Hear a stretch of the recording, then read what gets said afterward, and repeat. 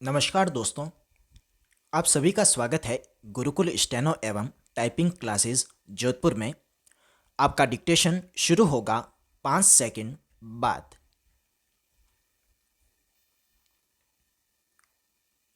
शुरू। सभापति जी, कल 16 फरवरी को हुए मतदान में असम, उत्तर प्रदेश, बिहार और दिल्ली के 222 उम्मीदवारों के भविष्य का फैसला मत पेटियों में बंद हो गया है। बिहार और उत्तर प्रदेश में छोटी बड़ी हिंसक वारदातों को छोड़कर शेष सभी जगह सामान्यतः मतदान सामान्य एवं शांतिपूर्ण रहा।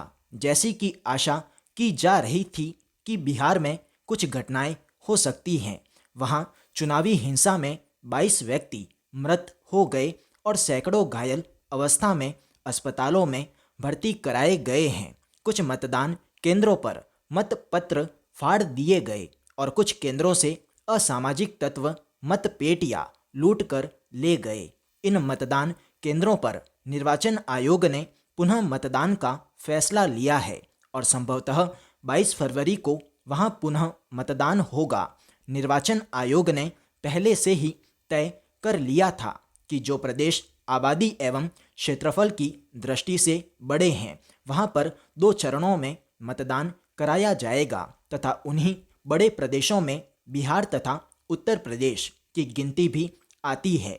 द्वितीय चरण का मतदान 22 फरवरी को होगा, जिसकी व्यापक तैयारी आयोग ने पूरी कर ली है।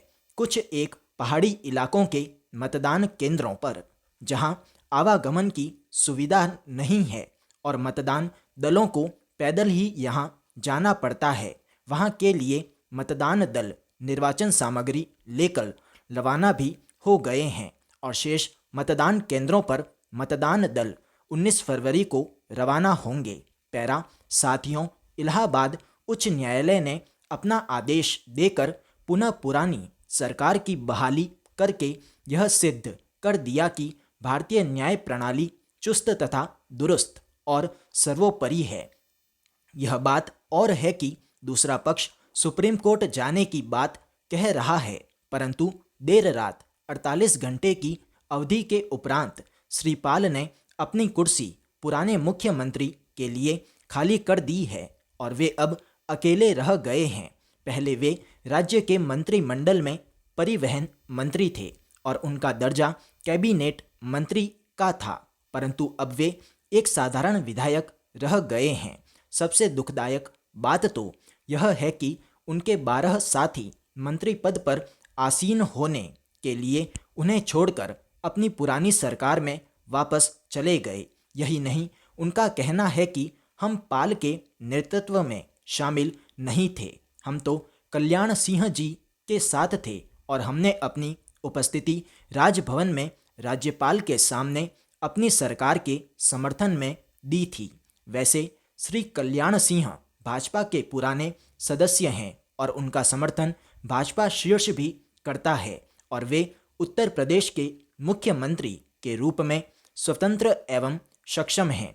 आपने पहले सुना होगा कि उनकी अपनी सूझबूझ है और उनके कार्यों का समर्थन सभी करते हैं और वे उत्तर प्रदेश के मामलों में निर्णय लेने हेतु पूर्ण स्वतंत्र हैं।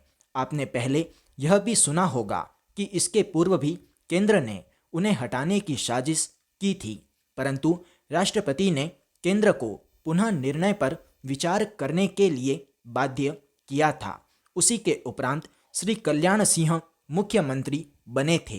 पैरा महोदय, गिरते राजनीतिक मूल्यों से यह एहसास होने लगा है कि अब लोकतंत्र भारत जैसे विशाल देश में डूबता जा रहा है। मैंने स्वयं कई समाचार पत्रों का अध्ययन किया और उनमें पाया कि उत्तर प्रदेश में जो स्थिति राज्यपाल ने मतदान के एक दिन पूर्व निर्मित की, वह भारत ही नहीं समूचे विश्व में एक अनूठी घटना है, जिसने मतदान के ठीक एक दिन पूर्व शासन की सारी मशीनरी को ठप कर निर्वाचन प्रक्रिया पर बुरा असर डाला।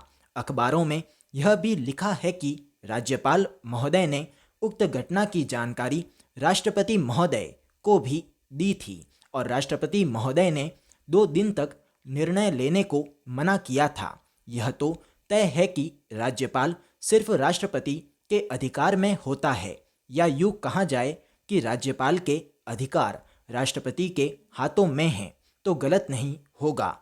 पर एक अधीनस्थ अधिकारी वरिष्ठ अधिकारी की राय न माने तो यह अनुशासनहीनता का द्योतक है। स्टॉप।